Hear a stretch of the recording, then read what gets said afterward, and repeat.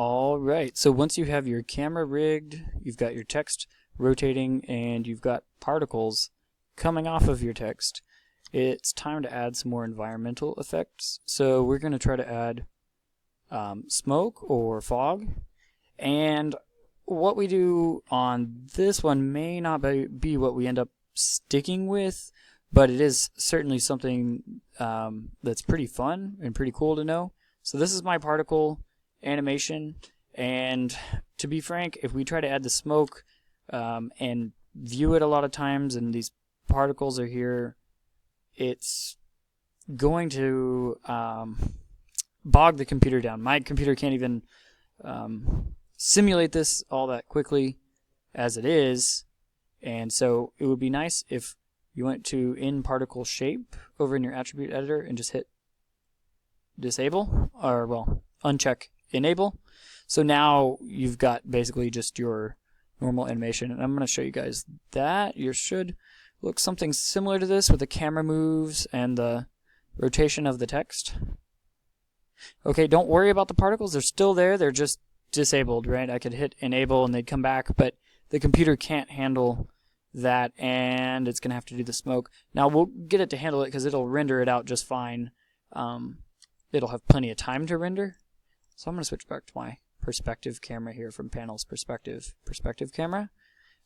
So to go ahead and add some smoke to this, I'm going to drop down to the FX tab here, go over to fluids, and do a 3D container. Okay, this 3D container we can't see through right now. You might have to disable your textures or whatnot to see through it.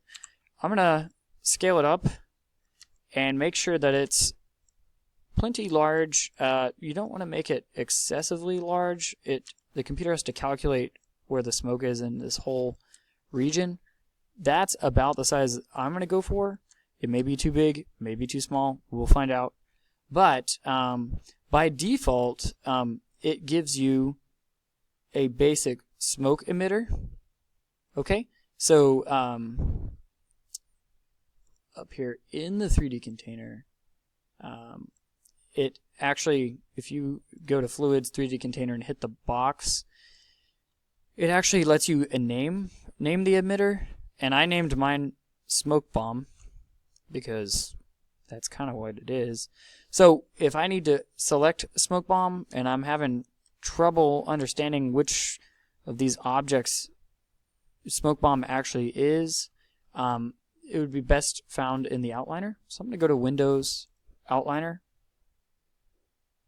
roll around till I find my fluid. Okay, then I'm going to select Smoke Bomb. So in here in the Smoke Bomb attributes in the attribute editor, we can change a lot about this thing. You can play with some of this and see what happens. There's turbulence and speed, and there's a lot of things you can play with. But what I'm going to be working on is just moving this thing. So I'm going to move it forward. The computer's going to have to catch up with the simulation at some point. So if I kind of scroll back to the beginning and play from there, you can now see that, get this out of the way, you can now see that it's emitting smoke from that point. So the smoke also, move it towards the top, it's going to hit the top of this container, and that's kind of like a fish tank for it, right? It's going to hit, and then it kind of pools up there. So if you go in and adjust it to where it emits more smoke, you're going to kind of fill this whole box up, and it's just going to be foggy, which could be what you're going for. You can adjust that under basic emitter attributes and just bump this rate up. So I'm going to go ahead and show you what that might look like. See how it's billowing more smoke or fog out of there. I'm going to keep it at about 75 right now, and I'm going to move it down. And what I want to do is keyframe this thing where it's not part of the, it's not any focal point of this scene, but it is going to offer that sort of environmental effect, especially for those particles that I have. Kind of, they're going to be sort of, background sort of noise, and this is going to be a little bit more visual complexity to add to the scene. So what I want to do is keyframe it. So I have smoke bomb selected, right, under fluid. I selected smoke bomb.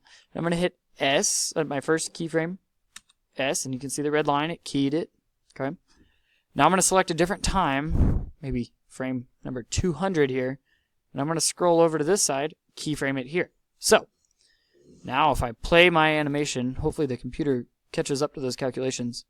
Actually, I'll look through the moving camera. Hopefully the computer calculates this and it plays correctly. We'll see. I don't see a whole lot of smoke. So, oh, there it is. Yeah, it's moving across the scene, and it's got sort of this ambient smoke, and you can see the trail is moving over to the side.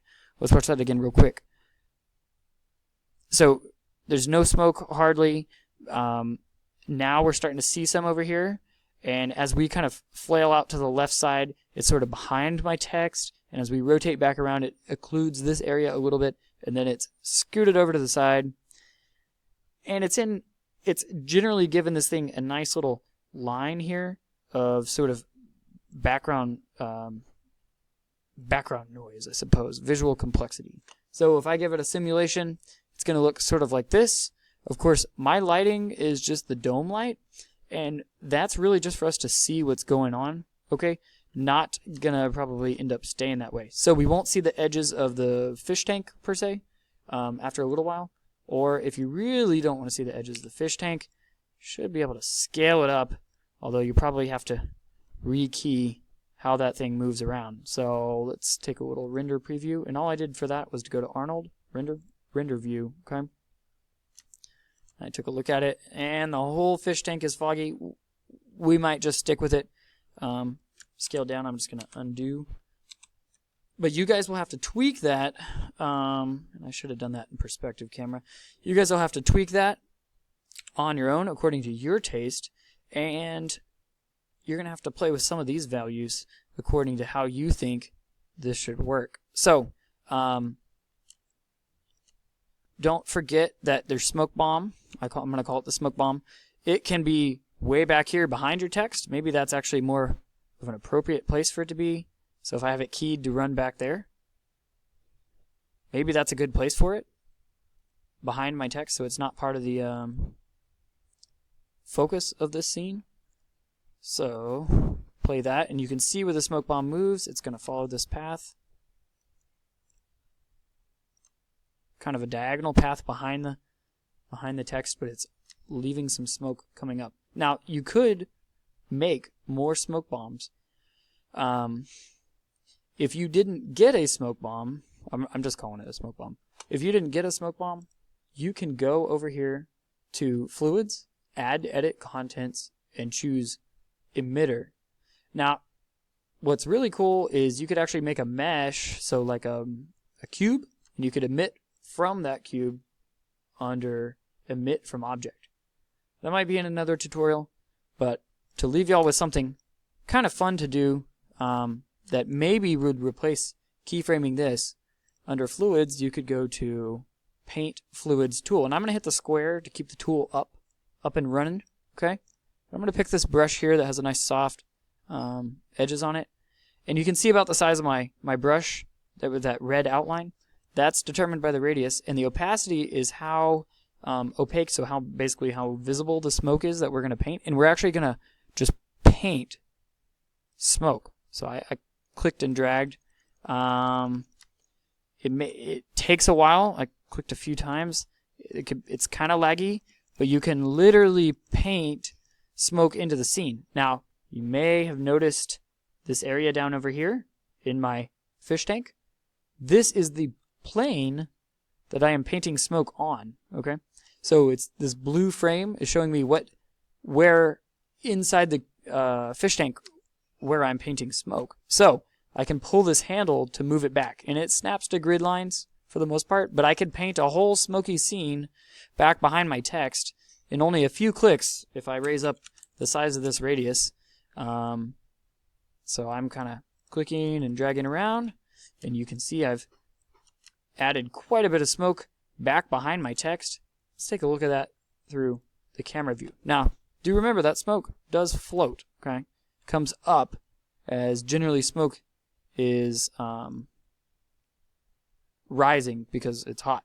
And we have a physics simulator inside of here. So, yeah.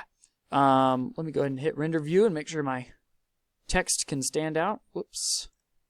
I'm actually going to hit render. Give me one moment. Make sure I'm rendering from the camera I want. I'm going to choose in the render settings camera 1 as the renderable camera.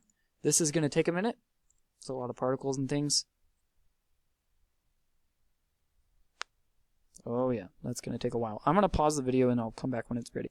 So this is what my render looks like. There's a lot of background smoke. There's a little bit from that thing we keyframed in front of here. My text is a little bit messed up. I think that's to do with the font. If yours is like that, don't be nervous. I'm going to find some sort of workaround for it. Remember that this lighting like this with all the just sort of general lighting, it's like a light sphere that we just added in there.